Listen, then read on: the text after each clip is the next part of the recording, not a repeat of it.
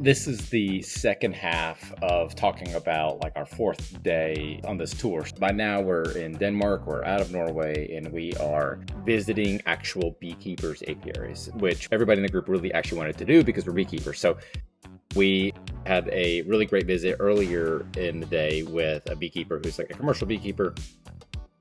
And then we finished up with him and saw saw his place, and that was incredible, and his garden and the creativity of his wife, and he's just a really great beekeeper. So we did that in the morning, and then we drove to lunch, and we went to this place where it's on a marina, and it is on this peninsula as well. So it has water on 3 of the 4 sides, and it also has like a stiff breeze through the whole thing. So we went to this marina, and we stopped at this place to eat, and they had a big spread for us, and the food is just delicious. Like, the food on this entire tour has been like absolutely delicious. Like, the worst thing that we had was like this like grilled chicken focaccia tomato basil sandwich with like mayonnaise on it, and that was like the worst thing we had, and it was delicious. And they had like local apple juice.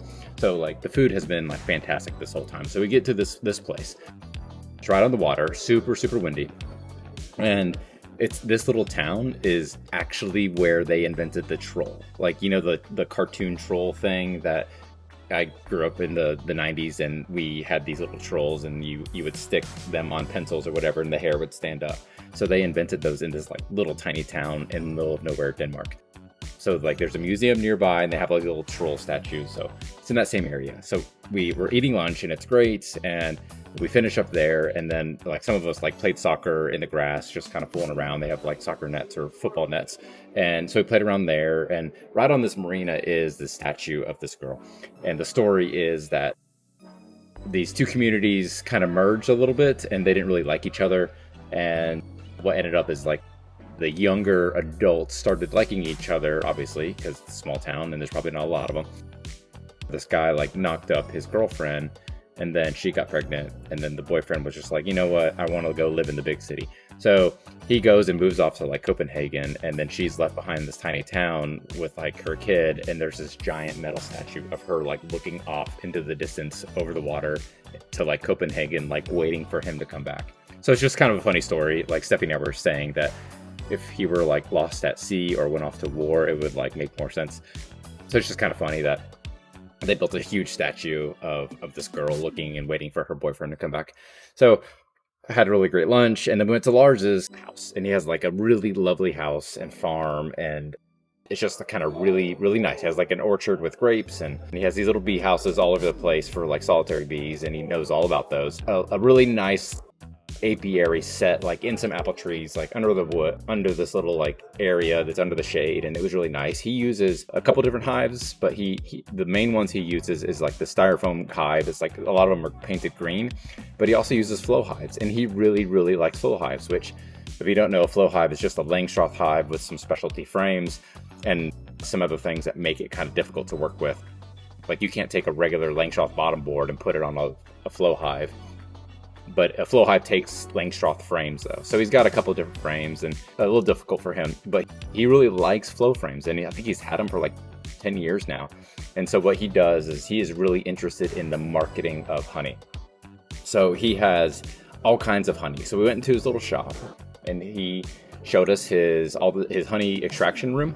Just like any other beekeeper, has an extractor, has an uncapper. He has one of those special, they're called needler uncappers. So he uses that for the really thick honey. The extractor is the one with the baskets that like slide back, or that they springs, and they're tangential, but they look like radial. So everybody up here has those types of extractors. So showed us his honey room, and where he like melts wax and all those different things. And that's great. It's cool to see how other people do all these things. But I think the best part was the honey tasting. So he had 3 main honeys. His like spring honey, summer honey, and his like late summer honey, and they're different colors. They're all creamed, but not like it creams naturally. Like, they kind of stir it as it sets, but they don't do anything like we do in the States where we like make creamed honey. It just kind of happens naturally. So they were all creamed honey, and we tasted those. And he's really big into collecting, getting as much from the hive as he can, not like trying to make as much money, but just really like trying to pull the propolis, pull the pollen. He also collects bee bread, and of course the honey. He makes mead. He makes glug, I think is what it's called, but I think it's like this spiced mead It's like a bunch of winter spices. And then he makes another mead that has like grape juice in it. So he does a lot of things from what he gets from his colonies.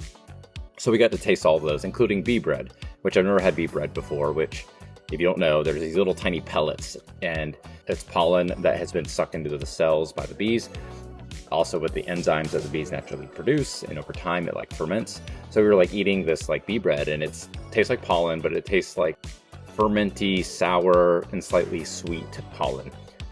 And he sells that to people, and it's, you know, it's a really popular thing, as well as propolis. He makes little propolis tinctures and things like that.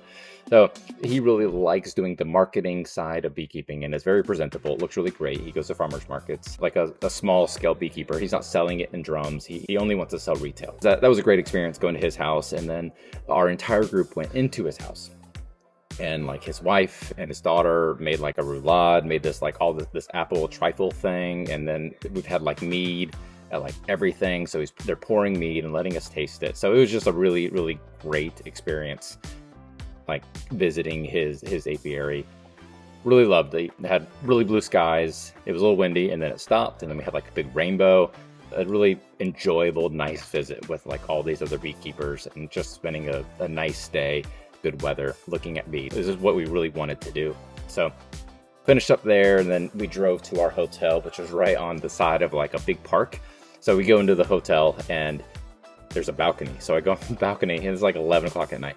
And like I take a flashlight, and I just like, I want to see what's in the woods. So I go and I like shine the flashlight through the woods, and I'm just like panning and just like looking, and I'm expecting like eyes. And then I like keep moving the flashlight over, and then like I shine it on some guy who's going for a walk like in this park. And anyways, it was just kind of weird, and he probably felt weird that somebody was shining a flashlight on him at like 11 o'clock at night. But equally, I thought it was kind of weird that he was out there. But that's how we finished the day. It was a really great day for all of us, probably all of our best day so far. Anyways, tomorrow's another day, so we're kind of excited about what we're going to do tomorrow. So until then, thanks guys.